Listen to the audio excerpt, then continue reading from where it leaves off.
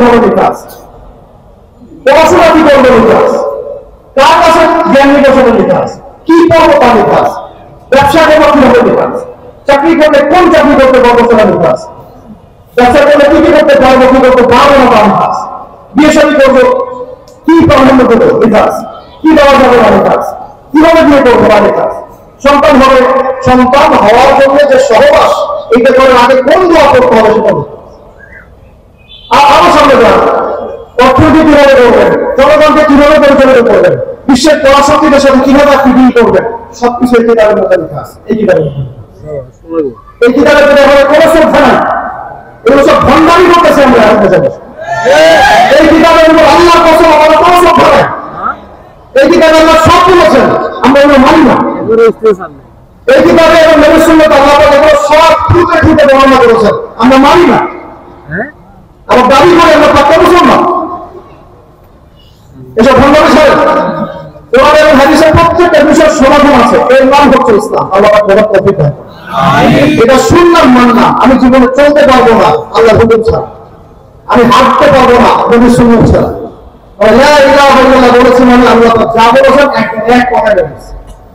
মুহাম্মদ রাসূলুল্লাহ মানে মুহাম্মদ সাল্লাল্লাহু আলাইহি ওয়াসাল্লাম যা দিয়েছেন আমি এর বাইরে যাব না।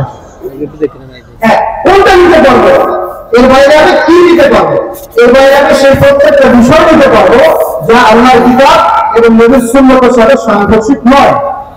বুঝাতে পারতেছেন? বুঝাতে পারতেছেন না? কি নিতে পারবো বাইরে যেটা আল্লাহর কিতাব এবং নবীর সুন্নাতের সাথে কন্ট্রাডিক্টরি নয়, যেটা এরকম বলে প্রতিকূল নয়। আপনারা বুঝতে পারছেন?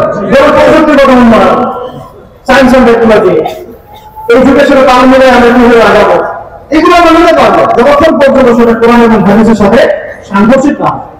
আমি কি বুঝতে পারতেছি ভাই? এর বাইরে অন্য কোনো দিন যদি কেউ তালাশ করে তাহলে কি হবে? আল্লাহ বলছে কেউ যদি ইসলাম বাদ দিয়ে অন্য কোনো দিন তালাশ করে তার কাছ থেকে কোন রকম আমল পশ্চিম কালেও পেতে পারে। এখন আপনি চাইলে আল্লাহকে চ্যালেঞ্জ করতে পারেন, আমাদের বড় বলে দিয়েছে, জানিয়ে দিয়েছে, বিকজ আমাদের দায়িত্ব এতটুকু তাদেরকে আপনি জানিয়ে দেন, উপদেশ দেন, বিকজ আপনি একজন উপদেশ দাতা। আপনি কারো প্রতি কোনো বাড়ি বাড়ান, তাদেরকে আপনি উপদেশ দিন, আপনি শুধু উপদেশ দিন, এটা নবীকে বলা হচ্ছে। মানে যারা দাঁড়ি আলেম ওলামা তাদের দায়িত্ব দেয়, তাদেরকে আপনি উপদেশ দিন, জানিয়ে দিন। যার মধ্যে আমার ভয় আছে সে অচিরেই ফিরে আসবে। আল্লাহ পাক আমাদের ভাই বোনকে হেদায়েত দান করেন, এই বেপরদানি থেকে আমাদের হেফাজত করেন।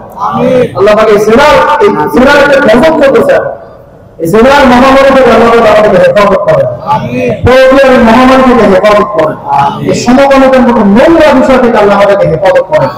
আল্লাহ পাক আমাদের সবাইকে এই চলমান যে ফিতনাগুলো চলতেছে এই সংকটগুলো মোকাবেলা করার তৌফিক দান করেন। আমিন।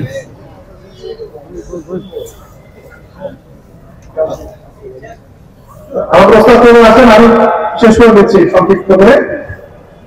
তো আমি মূল জায়গা থেকে শুরু করেছিলাম ভাই, যে